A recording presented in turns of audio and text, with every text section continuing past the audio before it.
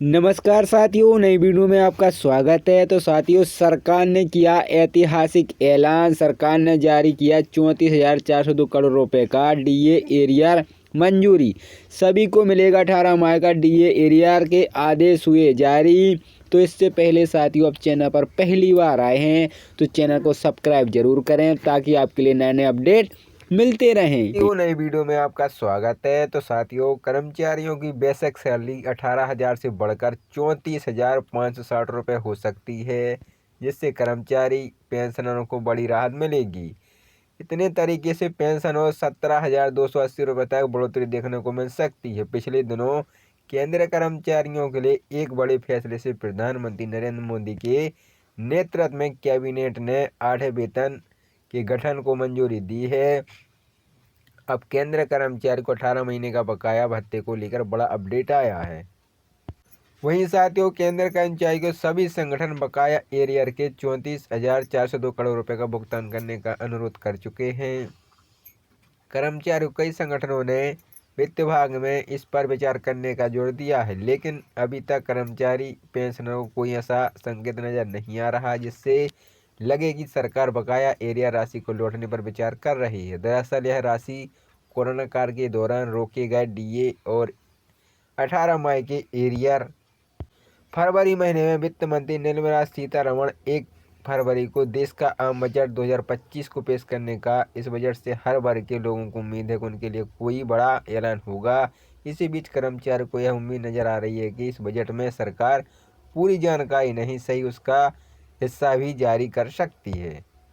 सरकारी कर्मचारी पेंशनरों को लंबे समय से बकाया 18 महीने के डीए एरियर के भुगतान की मांग कर रहे हैं। केंद्र सरकार ने इस बात को माना है कि केंद्रीय कर्मचारियों के संगठन की ओर से बकाया डीए एरियर की राशि के भुगतान के लिए मांग की गई है, लेकिन सरकार ने इस संबंध में कहा है कि अभी एरियर भुगतान के लिए परिस्थिति व्यावसायिक नहीं है। इसका मतलब है कि केंद्र सरकार फिलहाल कर्मचारियों को 34,000 करोड़ रुपए से ज़्यादा बकाया डीए का भुगतान नहीं करने वाली है। वित्त राज्य मंत्री ने सदन में कहा था कि अभी भी केंद्र सरकार का राज्य कोषीय घाटा एफआरएस अधिनियम FRBMA एक्ट में दर्शाए स्तरों से दोगुने से ज़्यादा चल रहा है। ऐसे में बकाया एरियर की जारी करना संभव है। वहीं साथियों, डीए एरियर 34,402 करोड़ रुपए का बड़ा पैकेज। केंद्र सरकार ने 18 महीने के डीए एरियर के रूप में 34,402 रुपये करोड़ का फैसला लिया है। यह केंद्रीय कर्मचारी पेंशनों के खाते में किस्तों में जमा की जाएगी। इस फैसले से लगभग 1,15,00,000 लोगों को लाभ मिलेगा। डीए एरियर के प्रमुख बिंदु रहेंगे कुल राशि 34,402 करोड़ रुपए। अब की अवधि 18 महीने का भुगतान का तरीका किस्तों में लाभार्थी केंद्र कर्मचारी पेंशन भोगी रहेंगे। वेतन वृद्धि का अनुमानित प्रभाव 8वें वेतन आयोग के लागू होने के बाद कर्मचारी की सैलरी में काफ़ी बदलाव देखने को मिल सकता है। आइए एक उदाहरण के लिए, वर्तमान न्यूनतम बेसिक सैलरी 18,000 रुपये से अनुमानित न्यूनतम बेसिक सैलरी 34,560 रुपये हो सकती है। वृद्धि इस प्रकार, एक कर्मचारी जिनका वर्तमान बेसिक सैलरी 18,000 रुपये है, उसकी नई बेसिक सैलरी 34,560 रुपये हो सकती है। इसके अलावा भत्तों में वृद्धि हो सकती है, जिससे कुल वेतन में और अधिक बढ़ोतरी होगी। पेंशन भोगियों के लिए लाभ 8वें वेतन आयोग से पेंशन भोगियों को भी बड़ा फायदा होने की उम्मीद है। वर्तमान में न्यूनतम पेंशन 9,000 रुपये मासिक है, जो बढ़कर 25,740 रुपये मासिक तय हो सकती है। लगभग 186% की वृद्धि हो सकती है। पेंशन वृद्धि का उदाहरण है, वर्तमान न्यूनतम पेंशन 9,000 रुपये से मासिक, अनुमानित न्यूनतम पेंशन 25,740 रुपये मासिक। वृद्धि प्रतिशत लगभग 186%।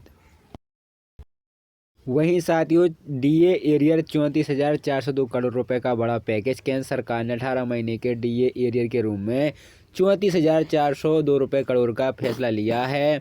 यह केंद्रीय कर्मचारी पेंशनों के खाते में किस्तों में जमा की जाएगी। इस फैसले से लगभग 1,15,00,000 लोगों को लाभ मिलेगा। डीए एरियर के प्रमुख बिंदु रहेंगे कुल राशि 34,402 करोड़ रुपए। अब की अवधि 18 महीने का भुगतान का तरीका किस्तों में लाभार्थी केंद्र कर्मचारी पेंशन भोगी रहेंगे।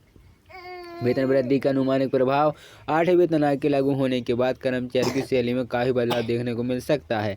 आइए एक उदाहरण के लिए, वर्तमान न्यूनतम बेसिक सैलरी 18,000 रुपये से अनुमानित न्यूनतम बेसिक सैलरी 34,560 रुपये हो सकती है। वृद्धि इस प्रकार एक कर्मचारी जिनका वर्तमान बेसिक सैलरी 18,000 रुपये है, उसकी नई बेसिक सैलरी 34,560 रुपये हो सकती है। इसके अलावा भत्तों में वृद्धि हो सकती है, जिससे कुल वेतन में और अधिक बढ़ोतरी होगी। पेंशन भोगियों के लिए लाभ 8वें वेतन आयोग से पेंशन भोगियों को भी बड़ा फायदा होने की उम्मीद है। वर्तमान में न्यूनतम पेंशन 9,000 रुपये मासिक है, जो बढ़कर 25,740 रुपये मासिक तय हो सकती है। लगभग 186% की वृद्धि हो सकती है। पेंशन वृद्धि का उदाहरण है वर्तमान न्यूनतम पेंशन 9,000 रुपये से मासिक अनुमानिक न्यूनतम पेंशन 25,740 रुपये मासिक वृद्धि प्रतिशत लगभग 186%।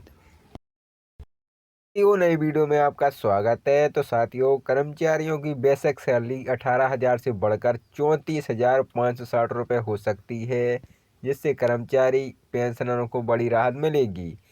इतने तरीके से पेंशन और 17,280 रुपये तक बढ़ोतरी देखने को मिल सकती है। पिछले दिनों केंद्रीय कर्मचारियों के लिए एक बड़े फैसले से प्रधानमंत्री नरेंद्र मोदी के नेतृत्व में कैबिनेट ने 8वें वेतन के गठन को मंजूरी दी है। अब केंद्र कर्मचारी को 18 महीने का बकाया भत्ते को लेकर बड़ा अपडेट आया है।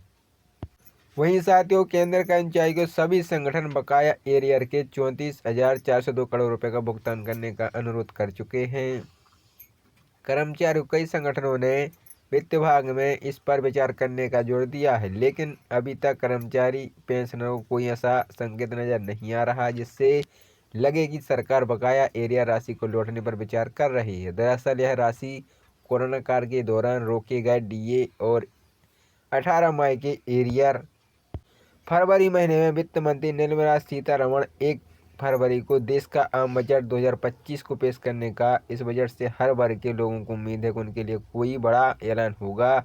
इसी बीच कर्मचारी को यह उम्मीद नजर आ रही है कि इस बजट में सरकार पूरी जानकारी नहीं सही उसका हिस्सा भी जारी कर सकती है।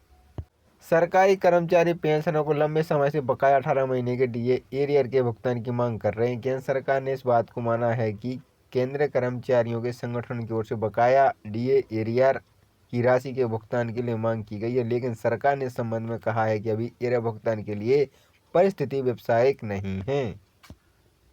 इसका मतलब है कि केंद्र सरकार फिलहाल कर्मचारियों को 34,000 करोड़ रुपए से ज़्यादा बकाया डीए का भुगतान नहीं करने वाली है। वित्त राज्य मंत्री ने सदन में कहा था कि अभी भी केंद्र सरकार का राज्य कोषीय घाटा एफआरएस अधिनियम FRBMA एक्ट में दर्शाए स्तरों से दुगने से ज़्यादा चल रहा है। ऐसे में बकाया एरियर की जारी करना संभव है।